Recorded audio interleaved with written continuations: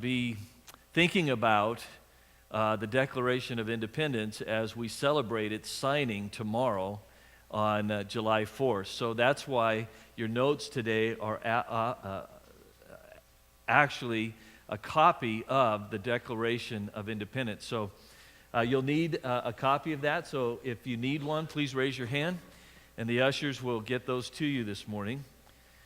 As these notes are being passed out, let me recommend to you a book that I am finding just tremendous, well written. It's very interesting, but it's speaking to the founding fathers and really the most incredible work that they did in creating the Declaration of Independence and the Constitution of the United States. And really, as this author describes it, the miracle of what they did in establishing the government of the United States that has radically affected not only those who are citizens of the United States, but of the entire world.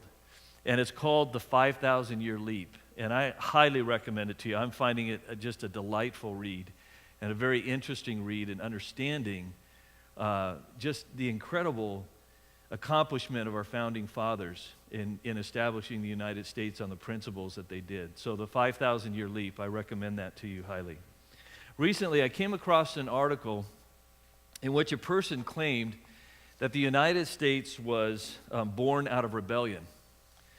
And the implication was that the start of the United States was less than honorable.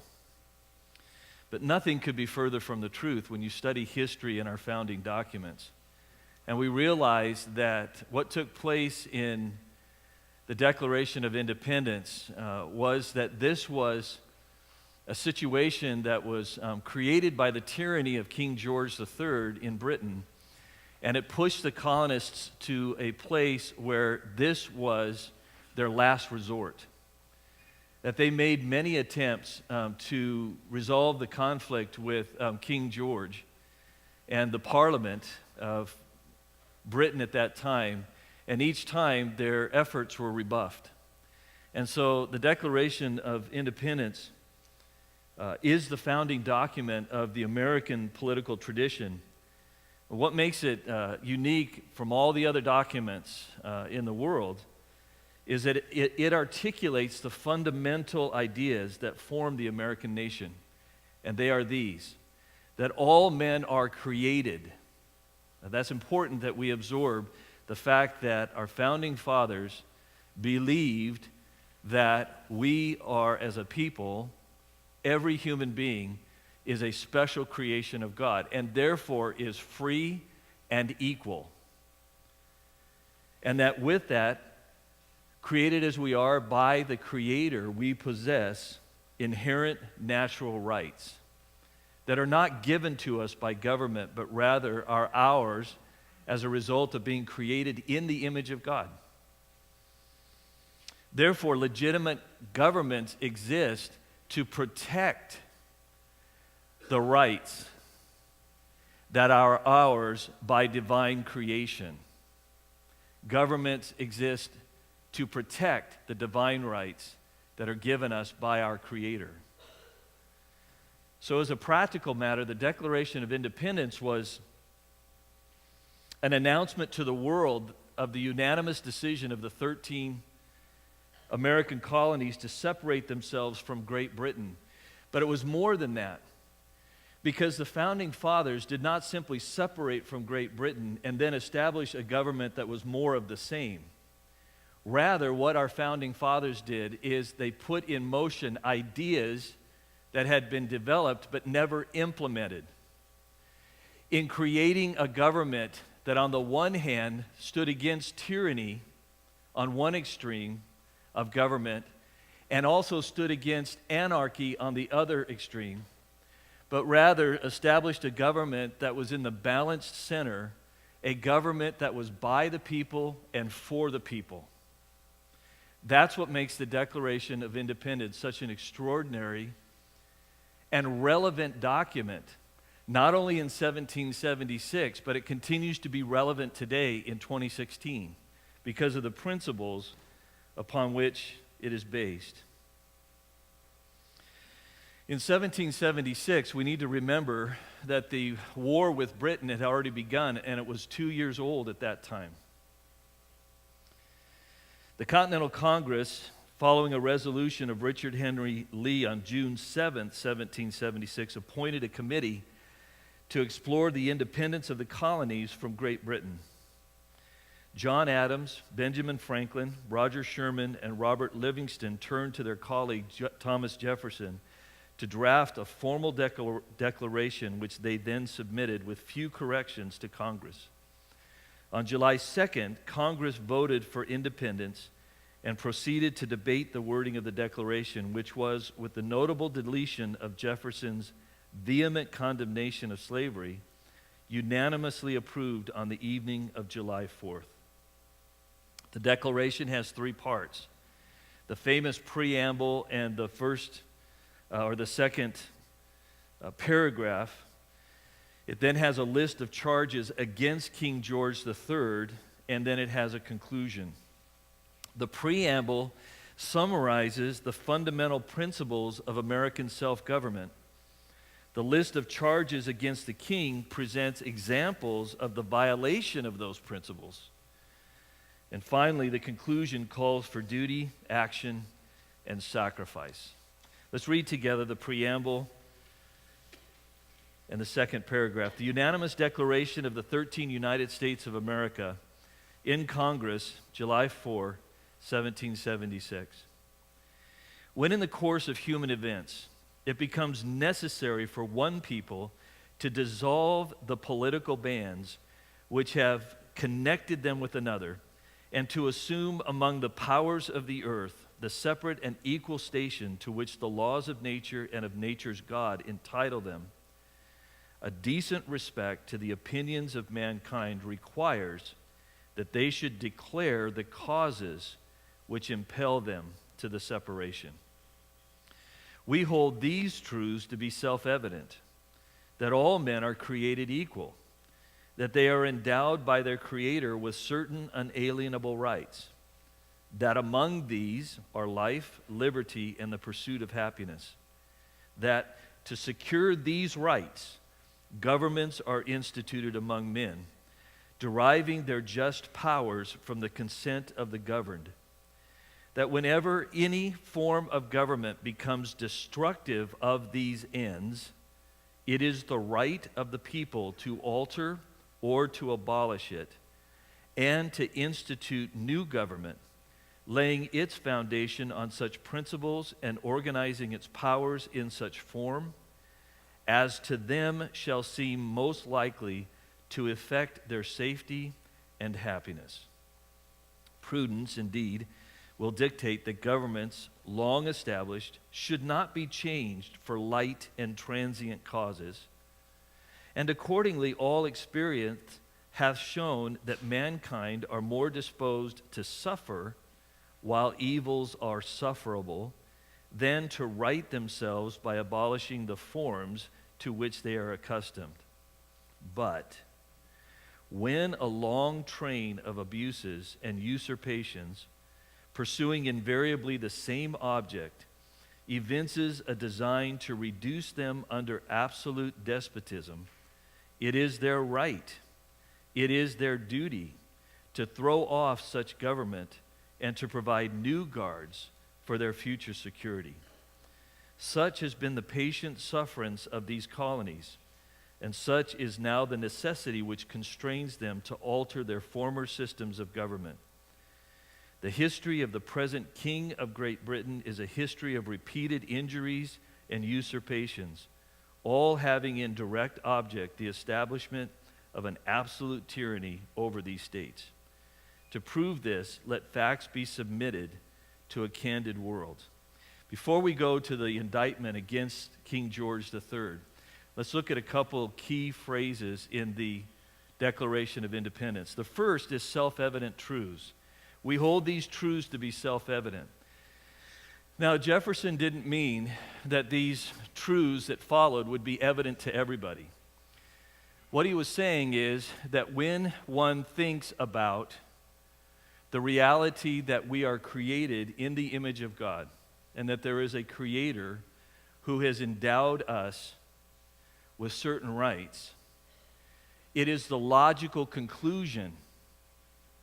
That's what he means by self-evident truths. The logical conclusion is created in the image of God.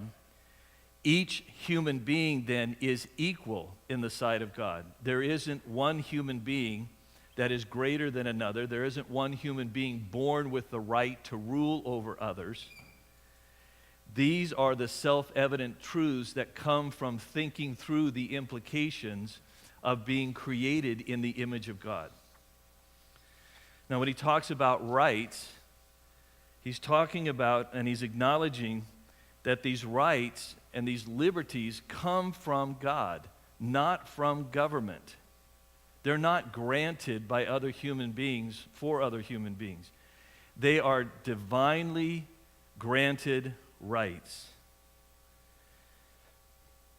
Now, these rights transcend the ability of any government to destroy them, and if a government violates these rights and consistently seeks to do so, then that is a basis for revolution, of replacing that government with a government that will protect those inherent rights given by the Creator. He talks about equality, and this is a big one in our day and age. When he talks about equality, he's not talking about equality in the sense of sameness. The founding fathers certainly were not saying that all men are equal in the fact that they have the same level of intelligence or the same strength of character or the same writing skills or the same set of abilities. They were not talking about that. Neither were they talking about that we as human beings should all have the equal possession of properties. What they were talking about is that each human being is equal in the sense of not one human being being created to rule over another. There is equality before God. There is not superiority of one human being or set of human beings over others. There's an equality before God. So that no one is born to rule or to be ruled. Now, the pursuit of happiness is also misunderstood. These rights of life, liberty, and the pursuit of happiness is understood in the sense of a vocation. It's not chasing after pleasure. The happiness is not about self-satisfaction or pleasure, but rather a life lived to its full potential. That is human flourishing. That's what is the nature of happiness, is to be able to pursue a fulfilling, purposeful life. And that's the concept behind the pursuit of happiness. And the right of revolution, the founders believed that when a government, in this case King George III and the Parliament of Britain, were seeking to control the colonies and no longer protect the rights of the colonists, that was a violation of these fundamental rights. It's a violation of the truth of equality, and therefore it was the reason for their separating from Britain, to throw off the tyranny of King George III so that they could establish a government by the people and for the people that would protect the rights and liberties of the people. Now, the 27 charges against the king, they move in increasing severity from the least to the greatest offense against the colonists. And as we read these indictments, we pick up with the declaration: he has refused his assent to laws the most wholesome and necessary for the public good. He has forbidden his governors to pass laws of immediate and pressing importance unless suspended in their operation till his assent should be obtained. And when so suspended, he has utterly neglected to attend to them. He has refused to pass other laws for the accommodation of large districts of people, unless those people who relinquish the right of representation in the legislature, a right inestimable to them and formidable to tyrants only. He has called together legislative bodies at places unusual, uncomfortable, and distant from the depository of their public records, for the sole purpose of fatiguing them into compliance with his measures. He has dissolved representative houses repeatedly for opposing with manly firmness his invasions on the rights of the people. He has refused for a long time, after such dissolutions, to cause others to be elected, whereby the legislative powers, incapable of annihilation, have returned to the people at large for their exercise, the state remaining, in the meantime, exposed to all the dangers of invasions from without and convulsions within. He has endeavored to prevent the population of these states, for that purpose obstructing the laws for naturalization of foreigners, refusing to pass others to encourage their migration hither, and raising the conditions of new appropriations of lands. He has obstructed the administration of justice by refusing his assent to laws for establishing judiciary powers. He has made judges dependent on his will alone for the tenure of their offices and the amount and payment of their salaries. He has erected a multitude of new offices and sent hither swarms of officers to harass our people and eat out their substance. He has kept among us in times of peace standing armies without the consent of our legislatures. He has affected to render the military independent of and superior to the civil power.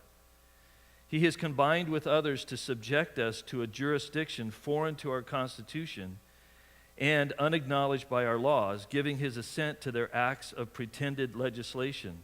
And you'll notice there's a colon followed there.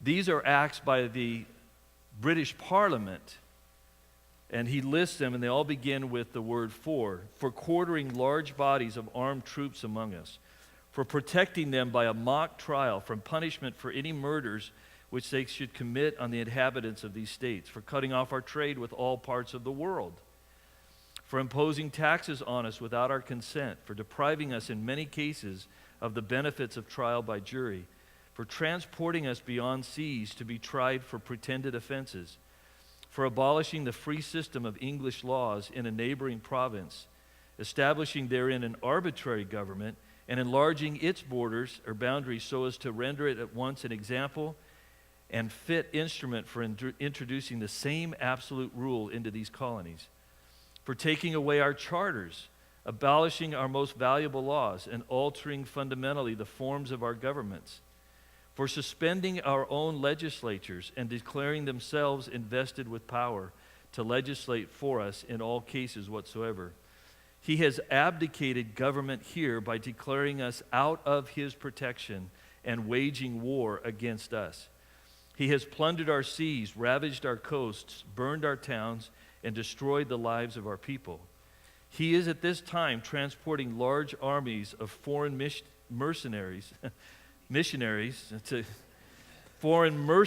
to complete the works of death, desolation, and tyranny already begun with circumstances of cruelty and perfidy scarcely paralleled in the most barbarous ages and totally unworthy the head of a civilized nation. Do you realize that he imported 30,000 German troops to serve as mercenaries here in the 13 colonies? He has constrained our fellow citizens taken captive on the high seas to bear arms against their country, to become the executioners of their friends and brethren, or to fall themselves by their hands. He has excited domestic insurrection among us and has endeavored to bring on the inhabitants of our frontiers the merciless Indian savages, whose known rule of warfare is an undistinguished destruction of all ages, sexes, and conditions. In every stage of these oppressions, we have petitioned for redress in the most humble terms. Our repeated petitions have been answered only by repeated injury. A prince whose character is thus marked by every act which may define a tyrant is unfit to be the ruler of a free people. Nor have we been wanting in our attentions to our British brethren. We have warned them from time to time of attempts by their legislature to extend an unwarrantable jurisdiction over us. We have reminded them of the circumstances of our emigration and settlement here.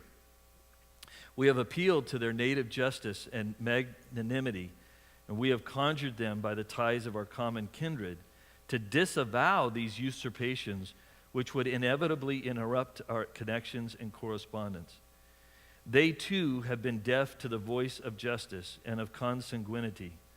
We must therefore acquiesce in the necessity which denounces our separation and hold them as we hold the rest of mankind, enemies in war, in peace, friends.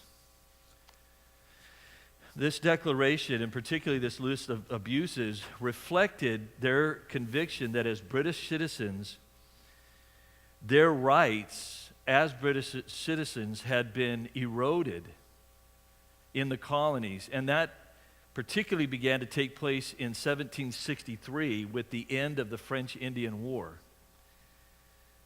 After the end of the French and Indian War, the Parliament made a proclamation of 1763 that disallowed the colonists to settle in that area between the Appalachian Mountains and the Mississippi River. And many of those colonists had fought in the French-Indian War on the side of the British, and many of them had died, and yet they were being kept from the fruits of their service of being able to settle in that fertile land between the Appalachians and the Mississippi River. Then Parliament decided that the colonies would pay for the expenses incurred in the French and Indian War. And that's when they enacted laws such as the Sugar Act, the Stamp Act, the Townshend Acts, and the Tea Act, of which we're most familiar. When the colonists protested against these acts, the king and the parliament responded by further suppressing the rights of the colonists. And in 1774, they legislated what the colonists called the Intolerable Acts, which particularly struck the colony of Massachusetts. The Intolerable Acts led to the closing of the port of Boston, closed to all trade. The British put in place a military governor. The people of Massachusetts no longer had the right to elect their representatives or to select jurors or hold town meetings. Additionally, British soldiers accused of crimes would be tried in England and not in the colony. And a new quartering act forced colonists in Massachusetts to feed and house British soldiers. And this act convinced many of the colonists that the intentions of King George III and the Parliament would simply be to continue to tighten their control and increase their control over the colonies, rather than to protect their rights as British citizens. You see, as British citizens, they believed that they had rights and privileges granted them by the Magna Carta and by the British Bill of Rights in 1689. These documents established that the king was not above the law, that the people represented in Parliament had a right to endorse or reject taxation, and that citizens were entitled to a trial by jury of their peers. Additionally, the Declaration relied on precedent. Most British colonies had enjoyed self-rule and had been governed through their own legislative bodies since their founding. And all of this was being violated by King George III. Eventually, what took place is King George declared that the 13 colonies were no longer under his protection. And so, as we saw in the list of indictments, Britain actually began to attack its own citizens in the colonies. Bunker Hill, Lexington. They began to intercept American ships on the high seas and impress American sailors into the service of the British Navy. And then when the British Navy then attacked American shipping, it was actually American citizens who were attacking their fellow Americans, being forced to attack their fellow Americans. The people in Georgia who lived in the frontiers in the Indian country were no longer given military protection by the British. And so in the indictment we read that they were left open to the attacks of the Indian nations and the Georgian frontier. It also talks about conflict in the colonies themselves, and That is the conflict between the Tories, who wanted to remain loyal to the British Crown, and the Whigs, who wanted to separate from the Crown. And there were actually clashes, and there was a battle at Moores Creek Bridge in 1776. There was a battle between the Tories and the Whigs. So for all of these reasons, the Founding Fathers, having exhausted every attempt to resolve this conflict peacefully with the Crown and with the British Parliament, believed that they had no other choice but to separate from Great Britain. And so the Declaration of Independence declared the reasons for the separation and also declared the principles by which this new nation would be governed. It's interesting to note, before we come to the conclusion, that in the original draft, Thomas Jefferson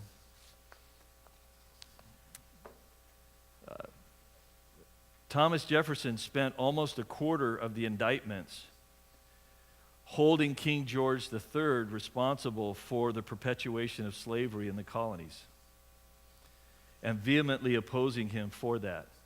It's very interesting, but as you can imagine, with the southern states at that time being slave states, the Founding Fathers felt like they could only go so far.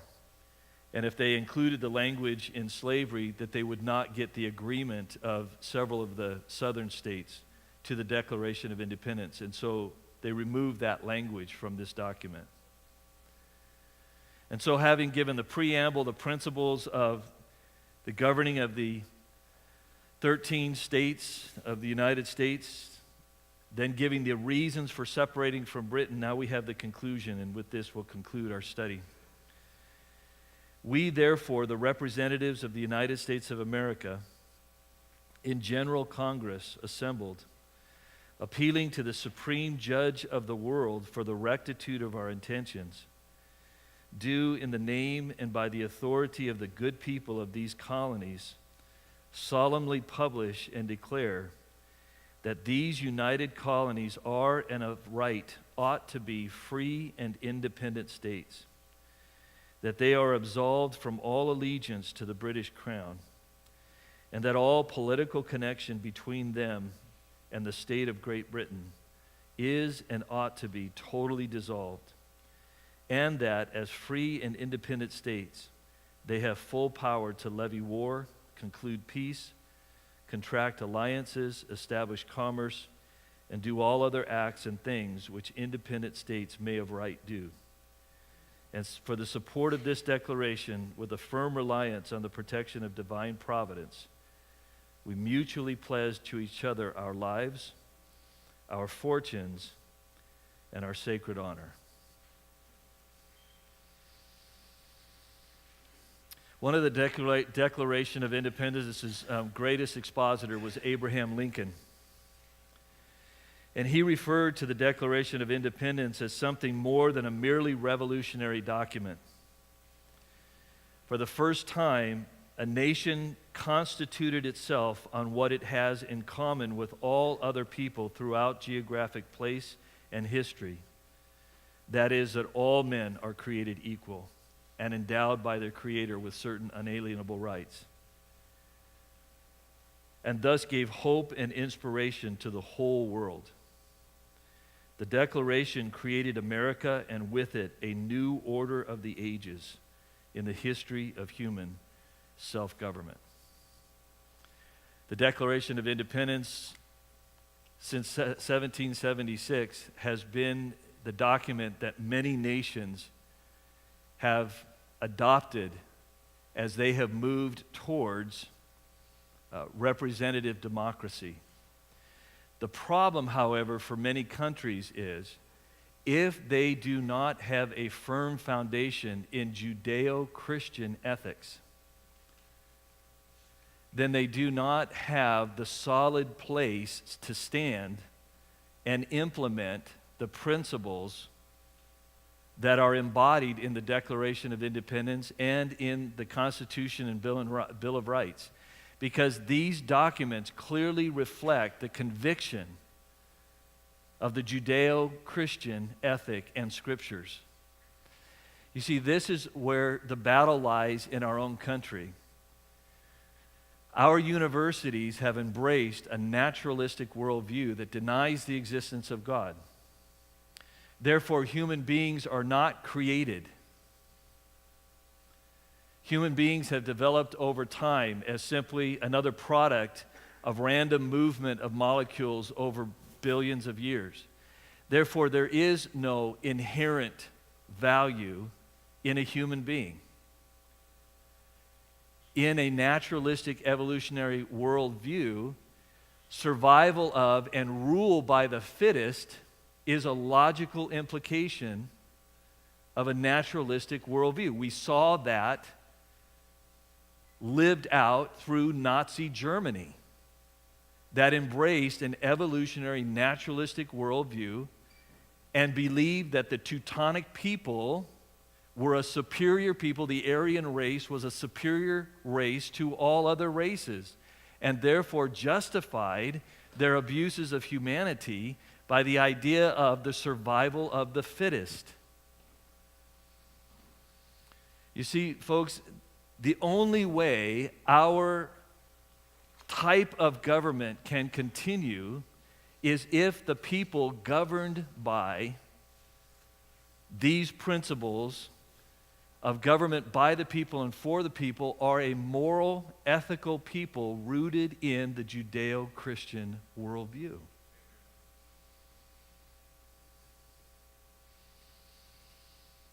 And so as we think about the future of our country, as we are involved in the voting process, keep that in mind in terms of who you vote for, the platform that you vote for. We need to be thoughtful, and we need to be voting for those platforms that protect the rights of the people, that stand against the tyranny of government, the overreach of government,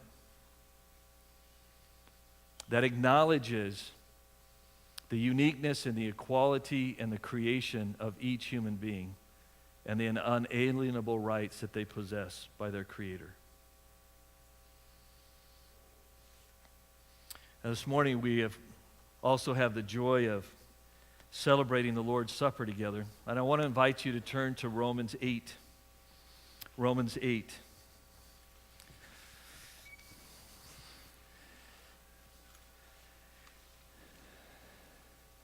Because in Romans 8,